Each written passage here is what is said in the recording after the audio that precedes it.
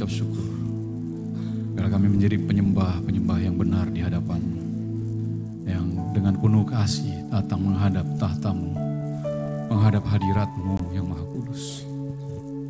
Kami mau rindu terus untuk beribadah kepadamu. Ya Abah, ya Bapa, ya Tuhan, ya Raja yang mulia, yang agung. Hurabasakra, hurabaya, rabaya, rabaya, rabaya. Hurala wala wala wala wala wala wala wala wala wala wala wala wala wala wala wala wala bayara la bayara la bayara wala. Hurala bayara la bayara bayara bayara bayara bayara bayara bayara. Mari sembah Dia. Sembah Dia. Yesus. Yesus. Ina pakas sendara kata ya namanya namanya namanya namanya. Ina maya namanya namanya namanya namanya namanya namanya namanya. Ira bayara bayara bayara bayara bayara bayara bayara bayara bayara bayara. Hanya bagimu Yesus kami menyembah-Mu. Hanya bagi nama-Mu kami memuji-Mu. Sebab Engkau yang layak dipuji. Engkaulah Tuhan kami, Engkaulah Raja kami. Yesus, Kau sungguh baik, Kau sangat baik, Kau teramat baik, Kau sungguh teramat baik. Betapa agung Engkau, betapa mulia Engkau, betapa terpercaya Engkau. Kasih-Mu tidak pernah berkesudahan. Kasih Yesus yang membebaskan kami. Kasih Yesus yang memerdekakan kami. Kasih Tuhan Yesus yang memperdamaikan kami. Ajaib kasih-Mu, mulia Engkau. Oh haleluya, terima kasih. Terima kasih pagi hari ini, siang hari ini kami hadir di tempat ini. Kami mau terus menikmati berkat-berkat-Mu, janji-janji-Mu, dan perkenanan-Mu ya Bapa. Bawa kami terus dalam hati yang bersukaria, bersukacita, bergembira karena Tuhan. Tuhan mengabulkan doa dan permohonan kami. Terima kasih Bapa.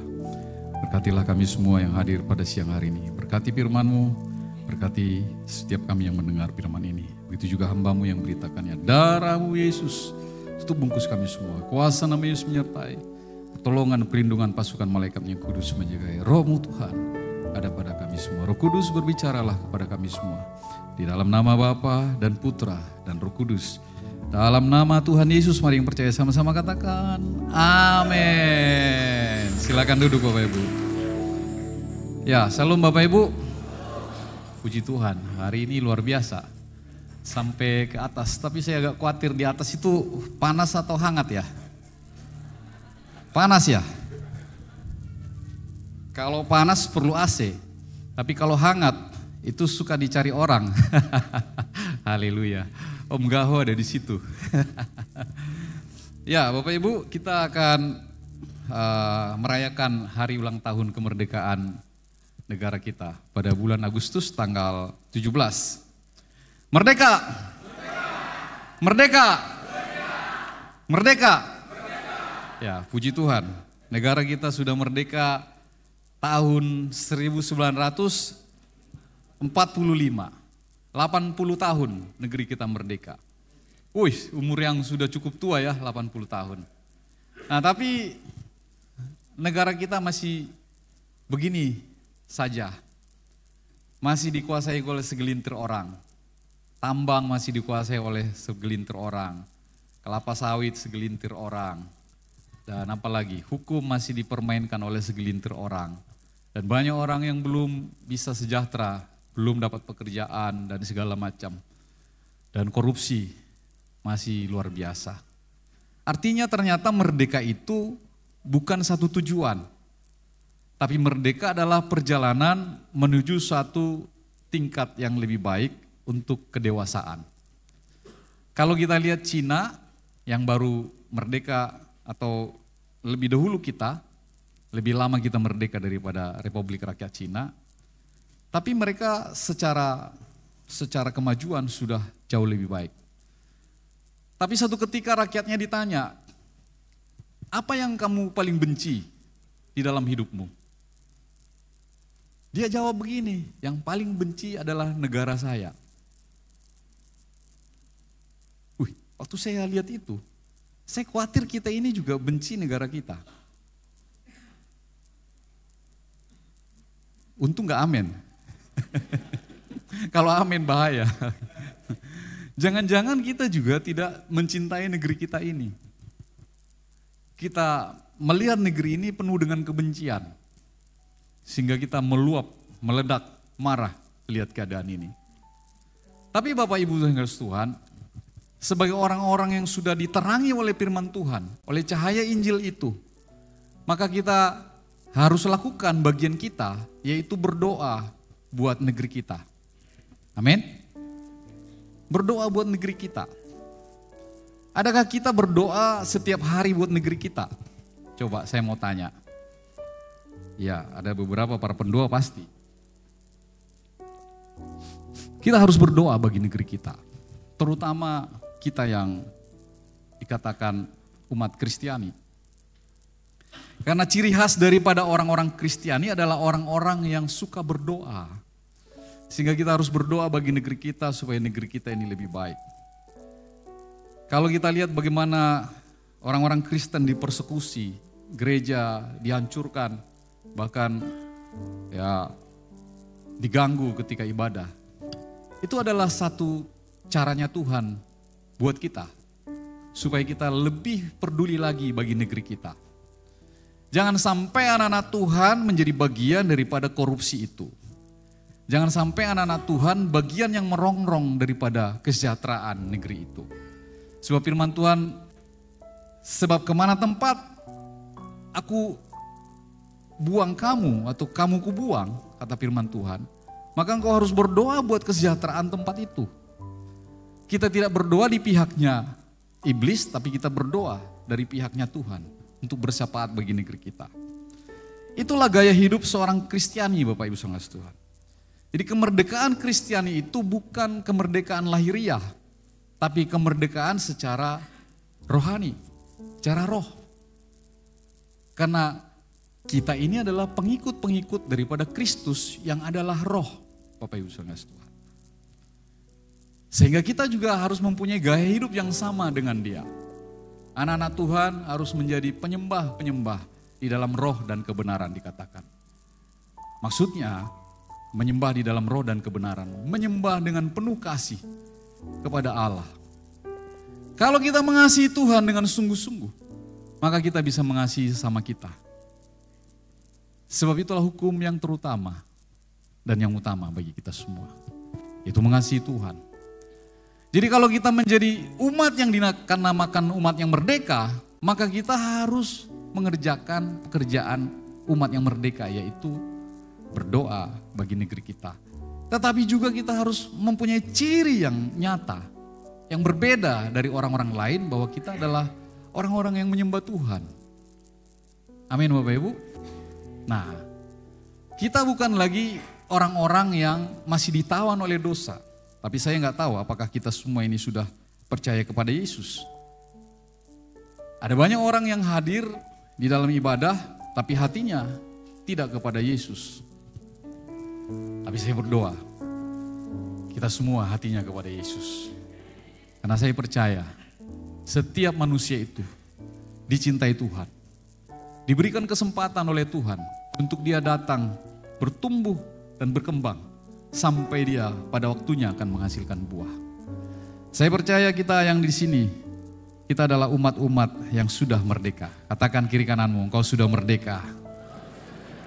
Ya, merdeka dari apa? Merdeka dari dosa, Bapak Ibu saudara Tuhan.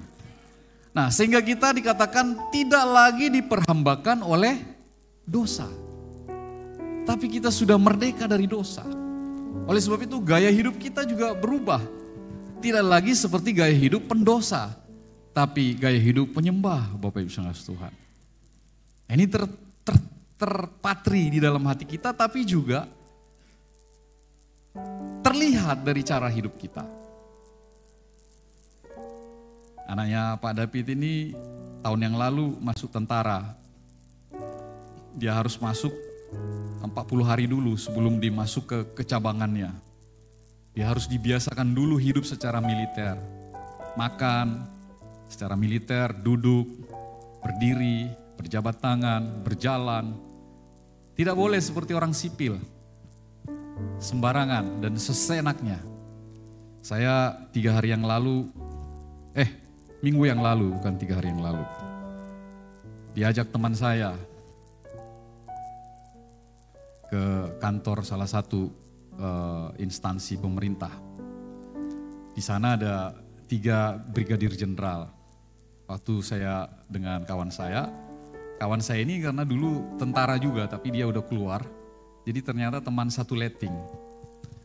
Jadi waktu salaman itu dia goncang-goncang katanya, wah gitu. Nah saya juga ikut-ikutan, siang Pak, gitu. Tapi dia cuma begini, kita goyang-goyang. 2 lagi kita ketemu juga, apa kabar Pak, kata teman saya. Saya Pak Irwan Pak, gitu. Saya sini, tapi mukanya cuma. Ternyata itu style tentara. Style tentara itu harus dalam posisi sigap dan waspada, mata nggak boleh cengar-cengir begitu. Waspada. Saya baru sempat pikir, sombong amat ya dalam hati pertama-tama. Tapi saya baru sadar, mereka tentara.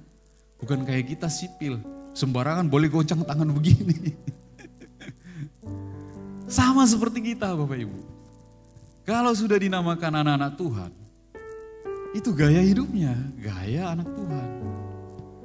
Tapi kalau dia anaknya iblis, ya gaya pendosa. Berkata-kata dengan cara yang seperti itu. Nah kita labelnya anak-anak Kristus. Amin. Gaya hidup kita sama. Mulut kita pakai dengan perkataan yang baik. Mata kita pergunakan untuk yang baik. Telinga kita mendengar yang baik saja. Jadi kalau kita mendengar yang tidak baik, ya itu lewatkan saja. Straight gitu. Kalau kita melihat yang tidak baik, ya palingkan saja. Kalau mulut kita mulai berbicara yang tidak baik, langsung minta ampun. Nah itu gaya anak-anak Tuhan Bapak Ibu. Baru itu dinamakan orang-orang yang sudah dimerdekakan dari perhambaan dosa. Nah mari kita lihat ayatnya dulu. Pembukaannya terlalu panjang. Galatia 5 ayat 1. Kemerdekaan Kristen. Judulnya juga kemerdekaan Kristen di sini. Supaya kita sungguh-sungguh merdeka, Kristus telah memerdekakan kita. Karena itu berdirilah teguh dan jangan mau lagi dikenakan kuk perhambaan. Nah ini kalau saya baca sebentar ke bawah Bapak Ibu. Sesungguhnya aku Paulus berkata kepadamu, jikalau kamu menyunatkan dirimu, Kristus sama sekali tidak akan berguna bagimu. Ini kenapa ya? Dia katakan kalau menyunatkan diri Kristus nggak berguna lagi. Karena begini Bapak Ibu, orang Yahudi, orang Israel berpikir lahiriah. Jadi kalau disunat ya sudah beres seperti itu. Tuhan tidak seperti itu. Dia tidak berhubungan dengan hal-hal yang lahiriah karena dia roh Bapak Ibu. Amin. Nah contoh, waktu minggu lalu layar ini kan awan hitam.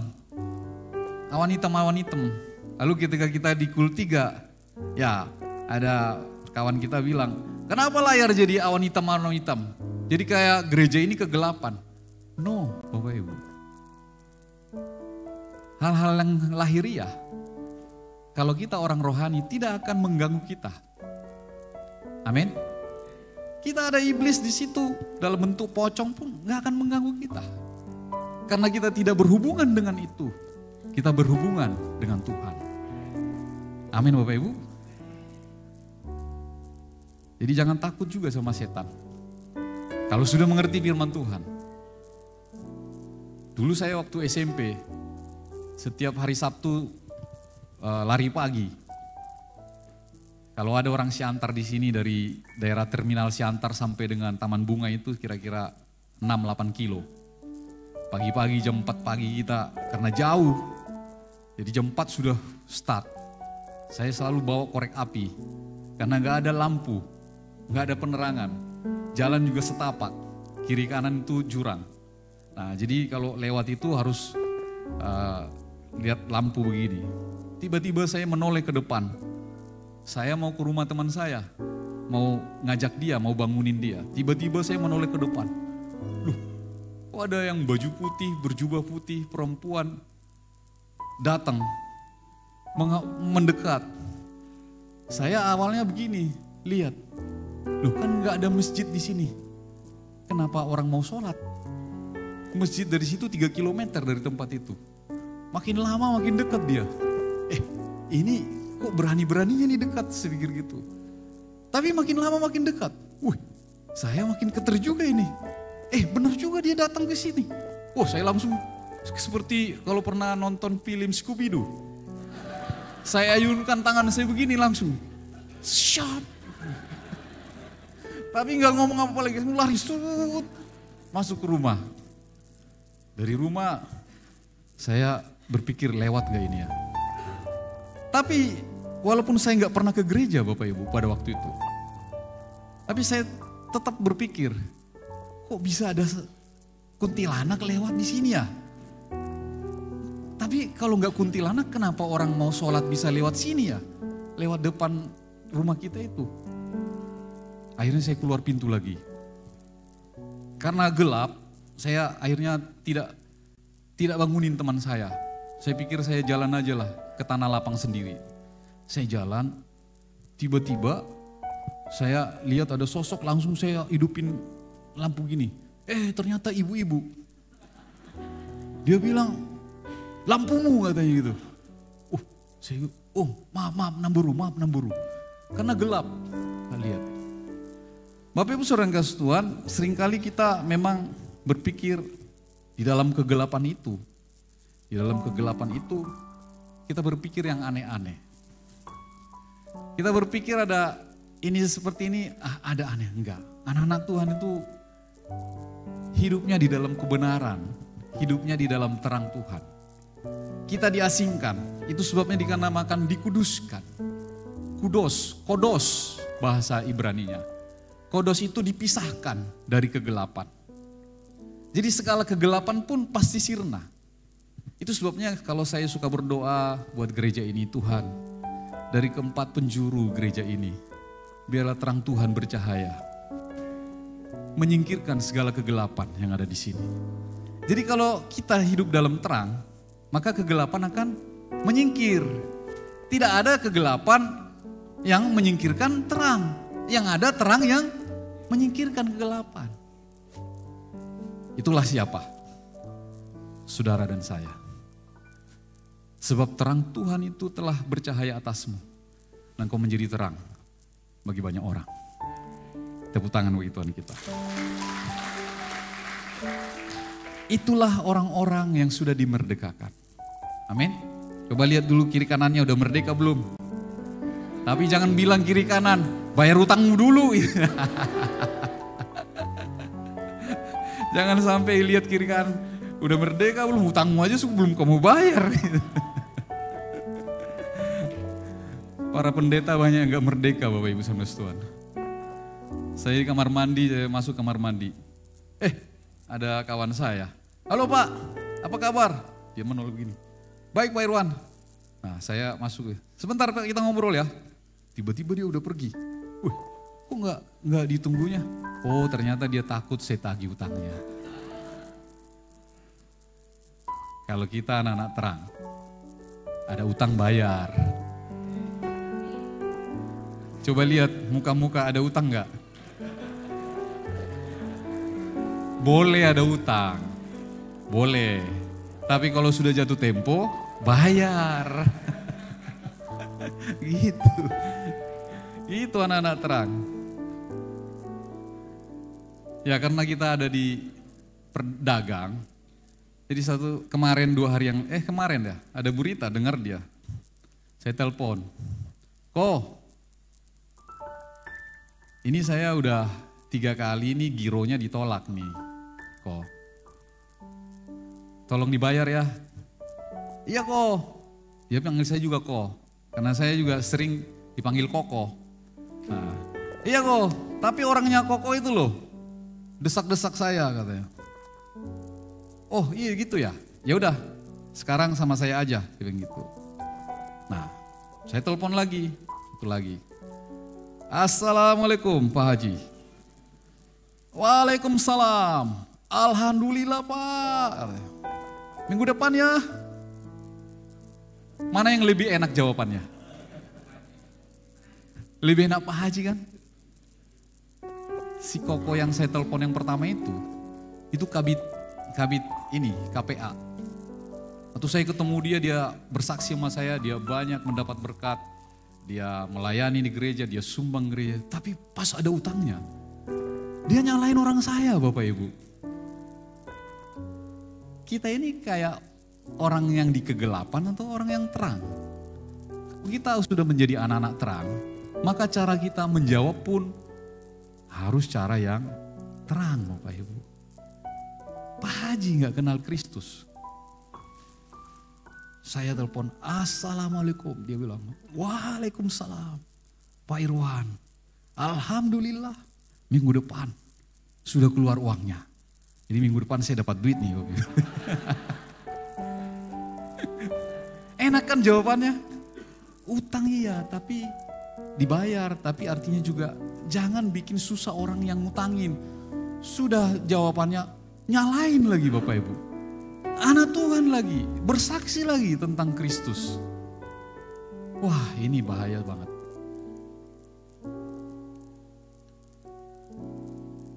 Minggu lalu hal yang sama juga. Kita dipanggil di BPD Bekasi. Panggilan dikumpulkan itu dibuat di situ pengambilan keputusan. Saya agak lupa nanya teman saya, ini apa ya pengambilan keputusan? Jangan-jangan kita mau dipecatin ini dari sini, saya pikir gitu. Nah, enggak taunya ada seorang gembala berselingkuh dengan jemaatnya. 2 kali sudah aborsi.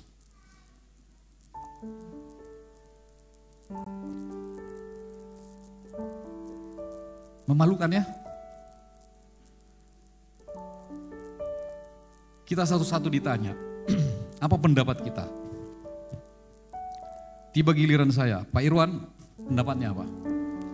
Saya bilang kalau hamba Tuhan itu, pendeta itu pegang bukunya Om Ho, pendiri GBI ini. So di situ ditulis, seorang gembala tidak boleh berselingkuh. Kalau dia berselingkuh dia harus turun, gak boleh gembala. Kalau dia sudah bertobat, dia boleh, tapi sampai diaken saja. Kalau menjadi seorang gembala seperti ini, saya sudah berselingkuh, saya ngomongin kesetiaan. Bagaimana Bapak Ibu? Kan pret. Iya kan? Kita ngomong kesetiaan, tapi kita sudah melanggar kesetiaan. Jadi saya bilang, sesuai dengan buku itu, ya dipecat. Ada yang bilang, oh tapi kita harus mengasihi dia, memberikan dia kesempatan. Ya, kesempatan bertobat, tapi dia nggak usah lagi melayani, harus menjadi seorang gembala. Nah ini Bapak Ibu, orang yang katakanlah orang kudus, orang yang hidupnya dikatakan sebagai seorang pemimpin jemaat, masih berlaku yang seperti itu bisa. Tapi saya minta doa juga dari kalian semua. Doakan saya terus ada di dalam perlindungan Tuhan. Sebab kita lemah secara daging, tapi Tuhanlah yang menolong kita. Amin. Nah, supaya apa? Supaya nyata hidup kita itu benar-benar orang-orang yang cinta Tuhan. Sebab ketika kita menghampiri tahta Tuhan itu, kita harus datang dengan takut dan gentar. Maka itu kadang-kadang kita datang itu dengan hati yang penuh sebenarnya takut ya.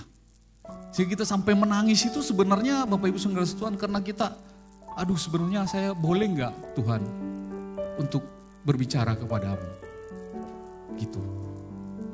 Boleh enggak saya datang ya? Saya ini seperti ini Tuhan, boleh enggak saya datang ya? Tapi Tuhan itu baik Bapak Ibu. Memang upah dosa ada, tapi Tuhan selalu penuh dengan janjinya.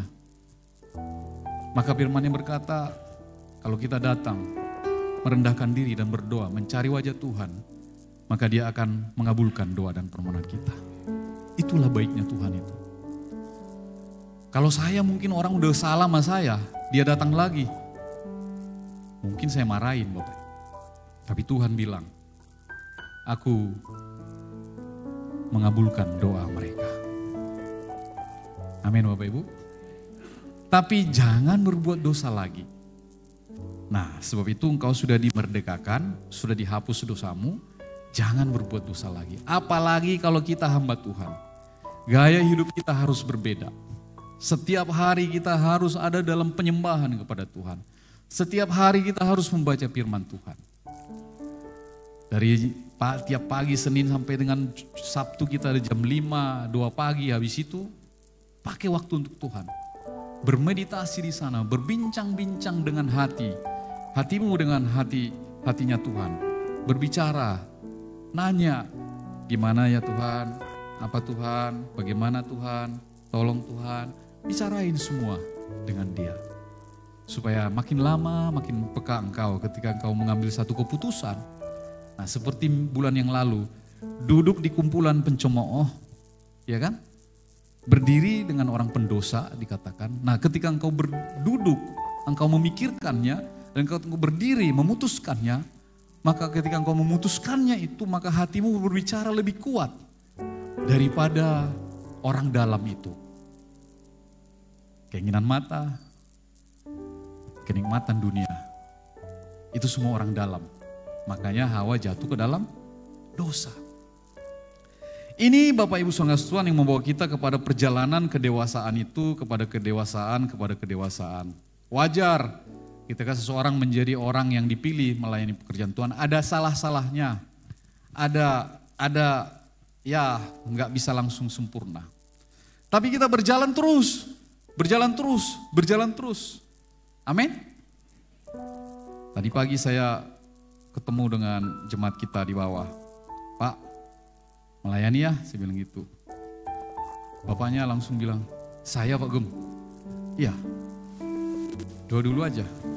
Tapi sebelum itu dia langsung bilang, ya udah oke Pak Gem. Saya bilang,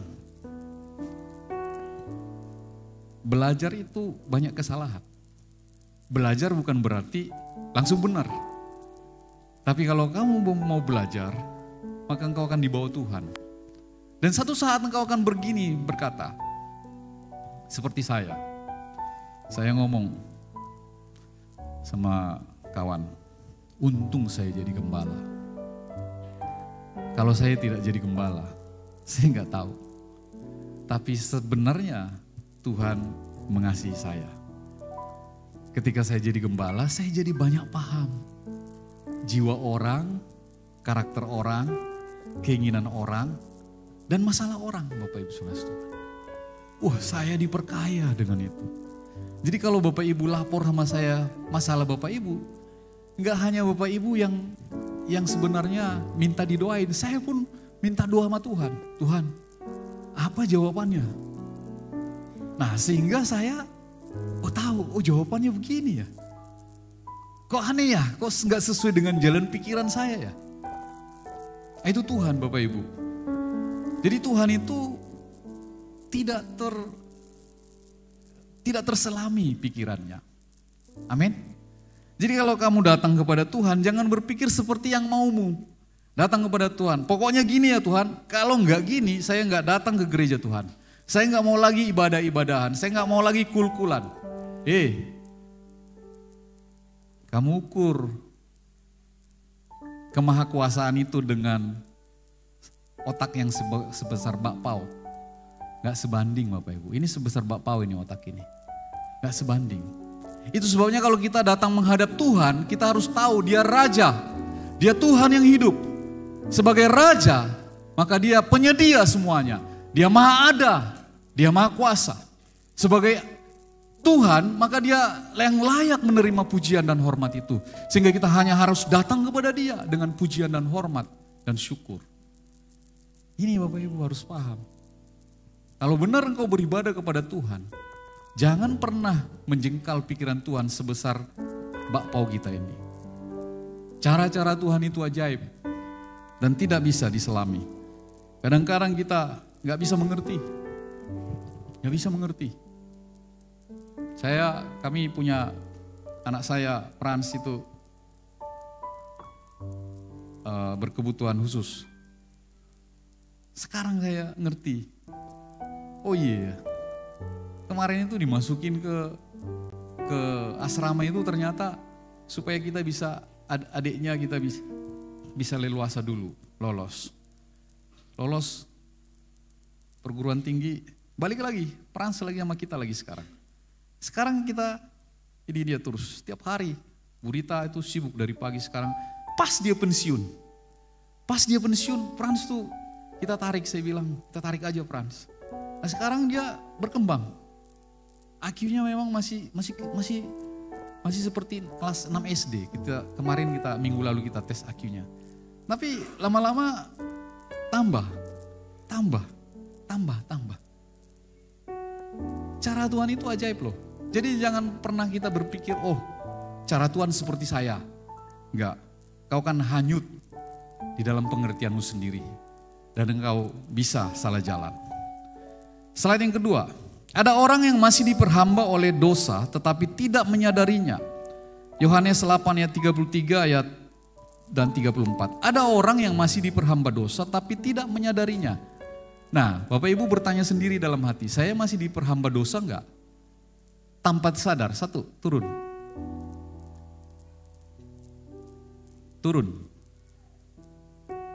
Oh, turun. Maksudnya naik, sorry. Ini, Yohanes 8 ayat 33-34. Tampilin dulu ayatnya, kita baca sama-sama.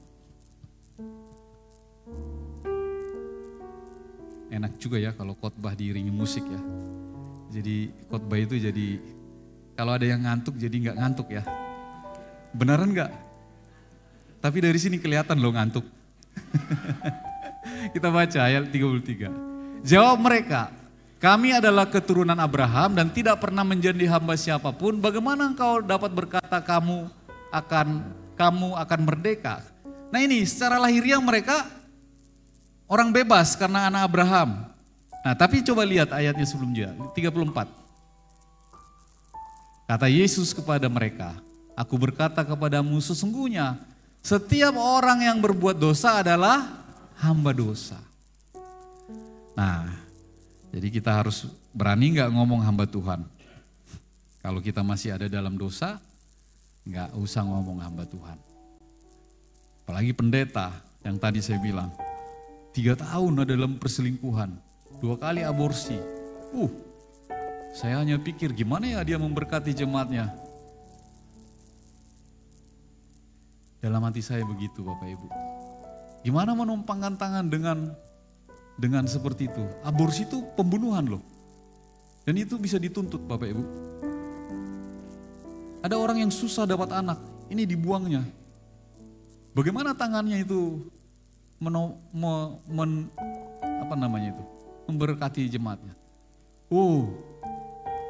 Ini kita harus takut dan gentar sama Tuhan. Ada orang yang masih diperhamba oleh dosa tapi tidak menyadarinya. Gak sadar apa ya? Nah ini juga pertanyaan bagi kita semua, termasuk saya. Kita ini sadar tidak sadar, ada gak dosa yang terus kita pertahankan? Nah nanti kita lihat dosa-dosa itu. Kepada siapa kita menyerahkan diri, baik dosa maupun kebenaran, maka kita diperhamba olehnya. Jadi kalau kita menyerahkan diri kepada Tuhan, sambil buka Roma 16 ayat 16 itu, Roma 6:16. Kalau kita menyerahkan diri kepada Tuhan, maka kita diperhamba, menjadi hamba kepada Tuhan. Kalau kita kepada dosa, maka kita bisa menjadi, kita menjadi hamba dosa. Nah, Roma 6 ayat 16 itu. Apakah kamu tidak tahu bahwa apabila kamu menyerahkan dirimu kepada seseorang sebagai hamba, untuk mentaatinya, kamu adalah hamba orang itu yang harus kamu taati. Baik dalam dosa yang memimpin kamu kepada kematian maupun kepada ketaatan yang memimpin kamu kepada kebenaran. Tinggal kita pilih orang yang kita ikutin itu hamba dosa enggak? Atau dia adalah Kristus Tuhan kita. Iya kan? Kepada siapa kita menyerahkan diri kita untuk menjadi hamba, maka kita menjadi hamba daripada itu. Apanya yang diperhamba? Nah itu kan pertanyaannya. Yang diperhamba itu iblis, uang, hawa nafsu, keinginan. Nah, kita nggak usah ngomong terlalu jauh diperhamba oleh iblis, terlalu besar sekali. Atau diperhamba uang, terlalu luas sekali. Hawa nafsu juga seperti tadi. Tapi ternyata keinginan pun Bapak Ibu saudara Tuhan. Keinginan pun. Jangan sampai kita diperhamba oleh keinginan. Oh, saya pokoknya maunya begini.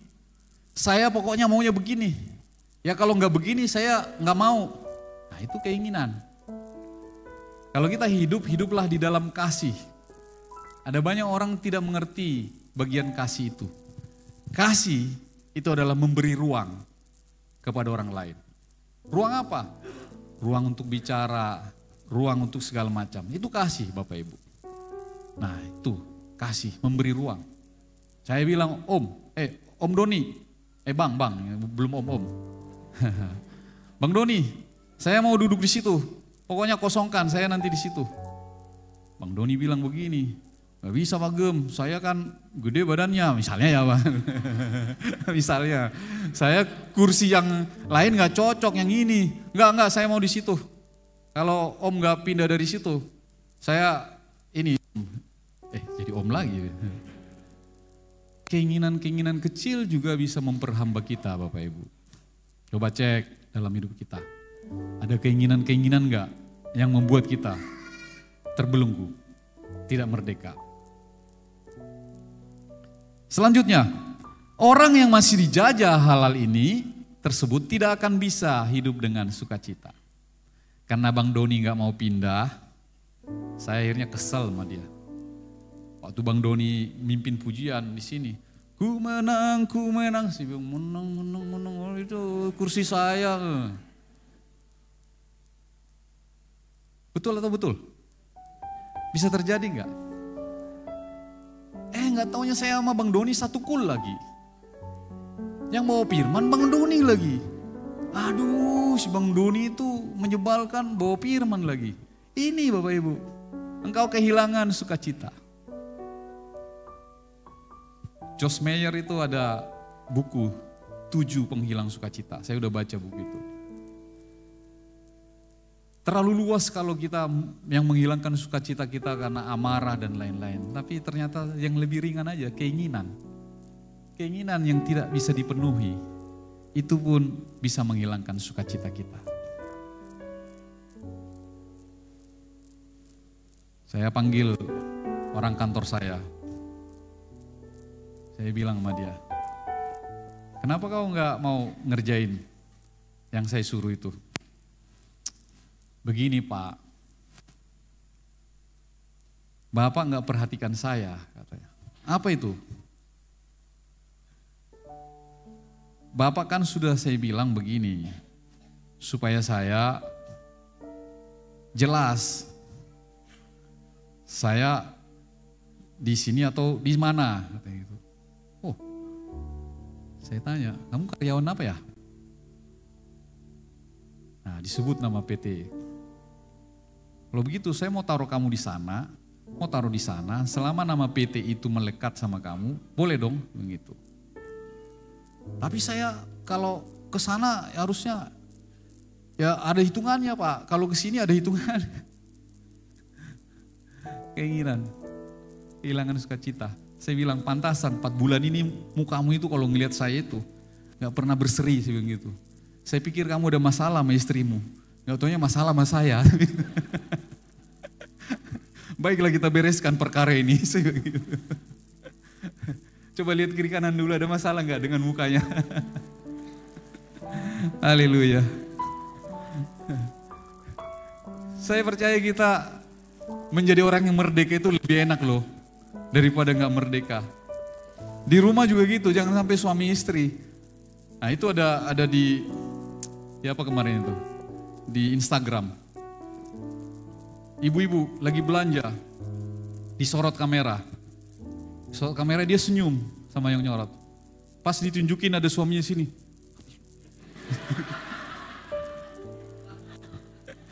Sama orang dia bisa senyum gitu. Pasti sorot kamera ditunjukin suaminya. Senyum dia. Pasti.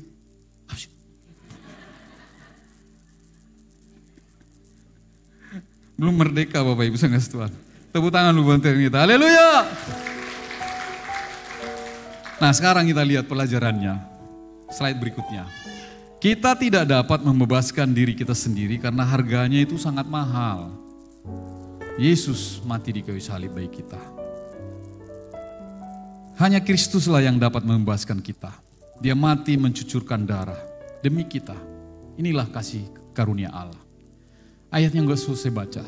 Hanya saya kasih pengertiannya aja. Kasih karunia itu artinya kasih yang cuma-cuma. Kasih yang tanpa dihitung-hitung. Kasih yang tidak masuk akal. Gak masuk akal gitu. Nah itu Bapak Ibu Saudara Tuhan. Jadi kalau kita mendapat kasihnya Tuhan, maka kita gak usah lagi hitung-hitung kepada orang lain. Seperti yang di dalam Alkitab dikatakan, utangnya dibebaskan. Tapi dia ketemu orang di jalan yang punya hutang sama dia lakukan kekerasan terhadap orang itu. Lalu dikatakan, loh bukannya dia sudah dibebaskan lebih besar utangnya daripada utang orang kepada dia. Kira-kira kayak gitu kan? Kita ini sudah dibebaskan dengan dosa yang berlimpah-limpah itu daripada keturunan kita. Sudah kita mewarisi dosa itu. Tapi ketika orang bersalah kepada kita, lalu kita menuntut kesalahan dia, kita menghakimi kesalahan itu. Sebanding gak Bapak Ibu? Gak sebanding. Maka hari ini engkau kuatkan hatimu bahwa pengorbanan Kristus itu terlebih besar. Terlalu besar untuk kita bandingkan dengan kesalahan orang lain, Bapak Ibu Saudara. Apa lagunya itu Bang? Terlalu besar kasih-Mu Bapa, pengorbanan yang Kau berikan bagiku. Terlalu mahal darah-Mu Yesus, terah untuk penebus dosaku. Nah terlalu besar dibandingkan dengan kesalahan orang lain. Terlalu besar. Aduh saya suka menangis saya. Kalau saya ingat-ingat dosa saya Bapak Ibu, aduh ampun salah. Aduh. Kadang melukai hati orang, kata-kata yang kurang enak, menyinggung orang. Kemarin malam saya menutup khotbah di sini. Saya sedikit emosional setelah Pak Daily khotbah. Saya berkata, ini para pengerja ini ya, apa enggak sadar mereka ini pengerja. Setiap minggu kita harus doa persiapan ibadah di sini. Kok bisa kita enggak datang berminggu-minggu kita seakan-akan kita bukan pengerja. Wah saya agak marah sedikit. Tapi sampai saya di rumah, Tuhan ampun. Tuhan ampun. Mereka kan orang-orang yang tidak digaji. Mereka sudah memberikan waktunya. Mereka sudah memberikan dirinya. Mereka sudah memberikan uangnya juga. Salah saya Tuhan. Tuhan bilang, jangan engkau memaksa-maksa. Wah Bapak Ibu, ini cara hidup kita. Ini cara hidup kita. Kalau orang salah kepada kita nggak usah terlalu maksa. Ya udahlah, mungkin dia harus belajar dengan itu. Supaya makin dewasa, makin dewasa, makin dewasa. Karena kesalahan juga perlu untuk mengingatkan kita bahwa kita sampai di mana perjalanan kita. Kesalahan juga perlu Bapak Ibu. Itu sebabnya orang bikin mobil itu salah dulu. Orang bikin sepatu itu salah dulu. Supaya apa? Supaya lebih baik, supaya lebih baik, supaya lebih baik. Tapi kalau kita sadar, tapi kalau nggak sadar-sadar, ya mau apa mau dikata. Iya kan? Nah ya sudahlah. Lalu kita masuk ke slide berikutnya. Apa yang kita dapat setelah dimerdekakan? Nah ini dia. Ini Bapak Ibu. Ini hadiahnya kita dari Tuhan nih bagi kita. Kita baca sama-sama. Yang mulai dari titik pertama itu. Kita memiliki jaminan untuk diselamatkan dari murka Allah dan diperdamaikan dengannya. Jadi hari penghakiman itu di dalam kitab Wahyu, Injil yang diberitakan itu bukan Injil damai sejahtera. Bukan Injil kabar gembira. Tapi dinamakan Injil kekekalan. Yang isinya apa? penghakiman, dan penghukuman. Tapi ketika kita menerima Yesus sebagai Tuhan dan Juru Selamat, dan hidup kita sama seperti Dia, kesegambaran dan keserupaan itu, maka Roma 5 ayat 9-11 ini, maka kita diselamatkan dari murka itu, tapi juga kita diperemaikan dengannya, sehingga kita bisa ada bersama-sama dengan Dia. Yang kedua, kita baca, kita akan mendapat hidup kekal dan tinggal bersama dengan Tuhan di surga. Wah, ini jaminan nih Bapak Ibu. Jaminan. Tapi kalau merdeka, kalau belum merdeka, nggak sama Bapak Ibu. Nggak sama. Itu sebabnya pelitamu harus tetap menyala. Seperti 5 gadis yang bijaksana itu. Pelitamu nggak boleh padam. Amin. Engkau harus bergairah menjadi penyembah yang benar di dalam roh dan kebenaran. Kau harus bergairah kepada Tuhan. Amin. Datang menghadap Tuhan dengan hati yang takut dan gentar kepada Tuhan. Nah, yang ketiga, kita baca sama-sama 1, 2, 3. Kita juga menjadi keluarga Allah. Enak ya? Mana lebih enak keluarga Allah daripada keluarga Sibolis? Keluarga Allah pasti. Karena keluarga Sibolis pasti kita akan dilenyapkan sama dia. Nah, dari dulu Sibolis itu adalah pendusta. Nah, kita masuk ke bagian yang terakhir sebelum kesimpulan. Wah, ini udah 47 menit ya. Saya kenapa lama-lama ya kalau khotbah ya? Saya bingung nih, udah cuman 7 slide juga lama banget. Slide yang ke-7. Untuk mendapatkan kemerdekaan ini kita harus bertobat dari dosa dan menerima baptisan dan menerima karunia Roh Kudus. Anak-anak remaja kalau di sini belum dibaptis, ya saya persilakan segera mendaftar untuk dibaptis. Kita setiap bulan ada baptisan. Anak-anak remaja yang belum dibaptis. Nah, Bapak Ibu, untuk mendapatkan kemerdekaan ini kita harus bertobat dari dosa. Jangan terus lagi diperhamba oleh dosa. Menerima baptisan dan menerima karunia Roh Kudus. Kita yang menerima Kristus akan dijadikan sebagai anak-anak Allah. Apa maksudnya menjadi anak-anak Allah? Apa maksudnya?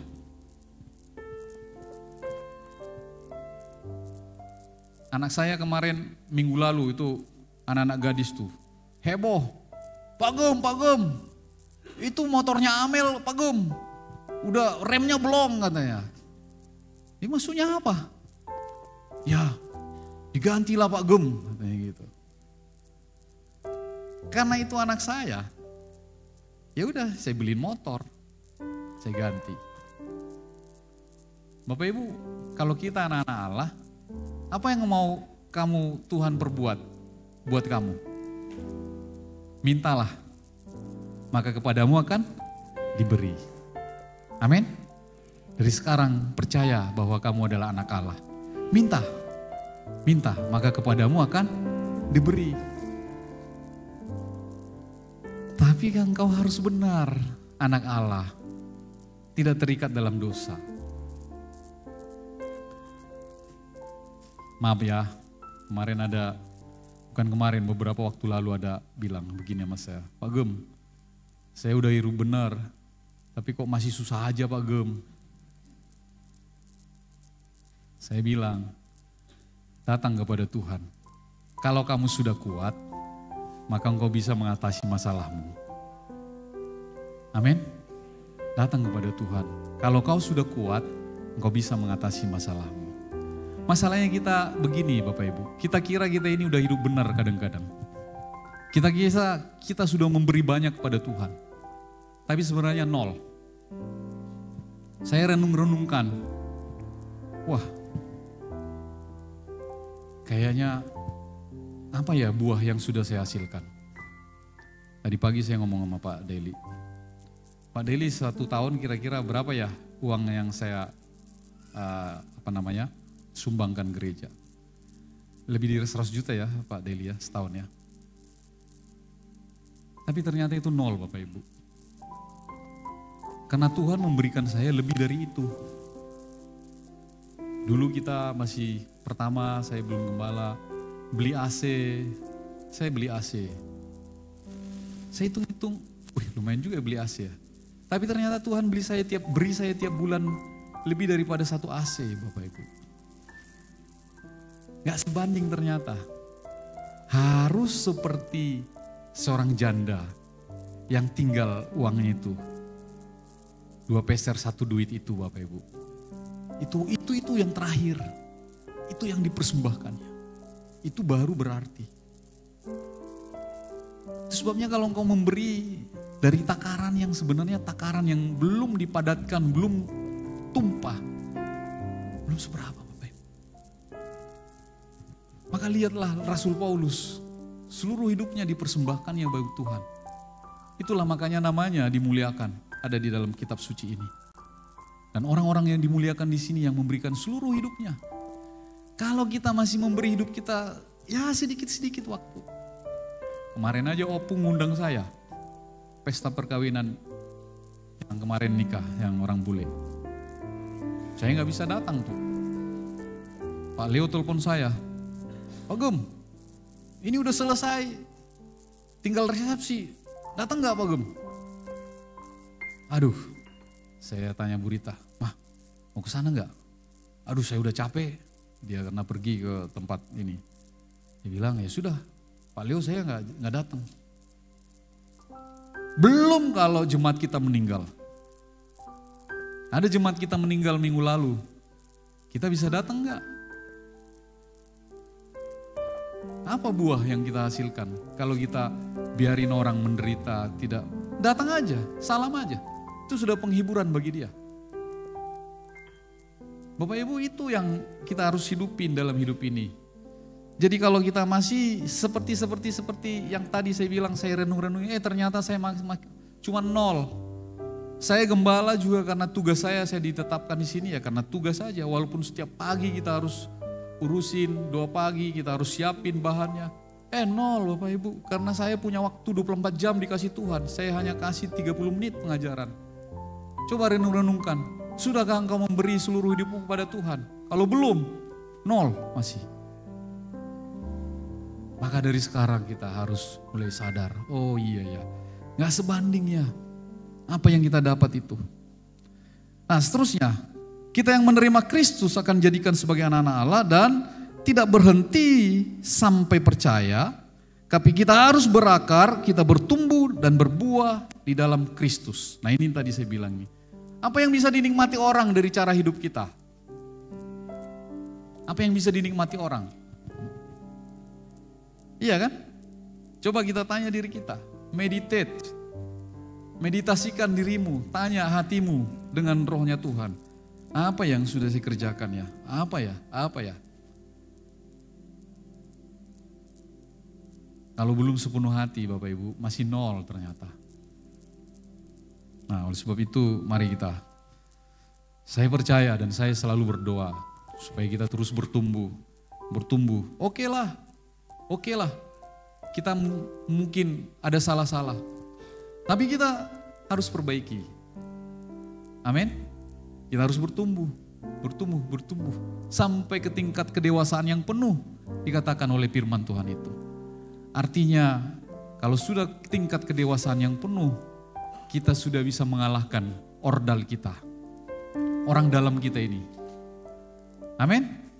Maka itu perhatikan selalu orang dalam itu selalu masuk lewat panca indera itu. Dari mata, dari hidung, dari telinga, dan dia bisa keluar dari mulut. Dan bisa juga masuk dari mulut. Semua panca indera ini perhatikan, ini semua bisa dikendalikan oleh namanya orang dalam itu. Keinginan mata, kenikmatan hidup, dan semuanya itu bisa masuk lewat itu. Kendalikan itu dengan baik. Amin.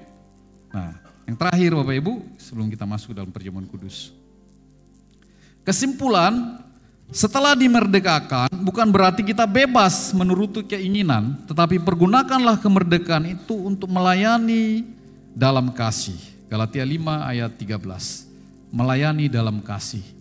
Galatia 5 ayat 13. Terakhir kesimpulan. Sama ya. Tadi pagi saya gini kan set langsung. Oh ini nih bagus. Baca Bapak Ibu, saudara-saudara memang kamu telah dipanggil untuk merdeka, tetapi janganlah kamu mempergunakan kemerdekaan itu sebagai kesempatan untuk kehidupan dalam dosa, melainkan layanilah seorang akan yang lain oleh kasih. Belajar nih kasih nih Bapak Ibu, belajar. Melayani orang lain dengan kasih, melayani di rumah tangga, melayani di pekerjaan, melayani di gereja, melayani mana-mana. Kita belajar. Gak ada yang sudah selesai dengan ini. Tapi kita terus belajar. Kita bertumbuh terus dalam pengenalan kita akan Tuhan. Amin. Dan yang terakhir bagi kita semua. Marilah kita terus merenungkan Alkitab atau firman Tuhan. Dan kita berdoa dan hidup di bawah tuntunan Roh Kudus. Gereja kita GBI, Gereja Betel Indonesia, tidak pernah kita lepas dari kata Roh Kudus. Karena tanpa Roh Kudus, gak ada yang bisa kita lakukan. Hanya karena Roh Kudus. Oleh sebab itu minta Roh Kudus. Roh Kudus pimpin saya. Roh Kudus tuntun saya. Roh Kudus pelihara saya. Roh Kudus tolong saya. Bahkan Roh Kudus bela saya. Bapak Ibu, ya, sebagai gembala saya setiap pagi datang kepada Tuhan dengan kata-kata itu. Roh Kudus bimbing saya, Roh Kudus tuntun saya, Roh Kudus pelihara saya, Roh Kudus tolong saya, Roh Kudus bela saya. Karena begitu kita keluar dari pintu rumah kita tidak tahu apa yang terjadi. Tapi kita yakin dengan pertolongan Tuhan. Amin Bapak Ibu. Tuhan Yesus berkati. Mari kita semua bangkit berdiri. Kita angkat satu lagu lama. Lagu lama apa tadi Bang itu? Hah? Betapa, ketinggian. Ayo, angkat dulu Bang, supaya nggak salah. Betapa hatiku berterima kasih Yesus. Kau mengasihiku, Kau memilikiku. Hanya ini Tuhan, hanya ini Tuhan persembahanku, segenap hidupku, jiwa dan ragaku. Sebab tak ku miliki kekayaan yang cukup berarti untuk ku persembahkan. Hanya ini Tuhan permohonanku, terimalah Tuhan persembahanku. Pakailah hidupku sebagai alatmu seumur hidupku. 30 tahun lalu saya mendengar lagu ini Bapak Ibu. Saya gak pernah ke gereja, tapi waktu saya dengar lagu ini, saya itu dari keluarga yang miskin Bapak Ibu. Sehingga ketika mendengar lagu ini, saya tersentak. Gak ada harta kekayaan yang kita bisa bawa ke Tuhan. Tapi saya menangis pada waktu itu, Tuhan, jadikan aku alatmu. Walaupun saya gak mengerti waktu itu Bapak Ibu. Maksudnya gimana ya jadi alat Tuhan ya? Sekarang saya baru mengerti. Ternyata saya dipakai sebagai alatnya Dia. Setiap kali nyanyi lagu ini, gak ada yang bisa saya banggakan buat Tuhan. Tapi persembahkanlah seluruh hidupmu untuk Tuhan. Untuk menjadi alatnya Dia. Maka engkau bisa berkata, terima kasih Tuhan. Terima kasih Tuhan. Anak-anak muda, mungkin engkau dalam kemudaanmu belum ada yang bisa engkau persembahkan bagi Tuhan. Tapi ketika engkau berkata, ini hidupku Tuhan, pakailah aku. Satu saat kelak engkau akan berkata, Terima kasih Tuhan, Engkau baik. Terima kasih Tuhan. Betapa hatiku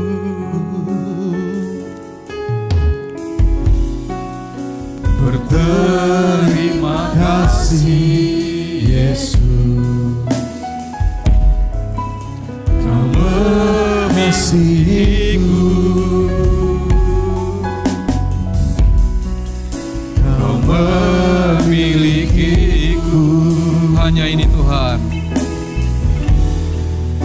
hanya ini Tuhan, persembahanku, segenap hidupku, jiwa dan ragaku, sebab Kau miliki harta kekayaan yang cukup berarti untuk ku persembahkan.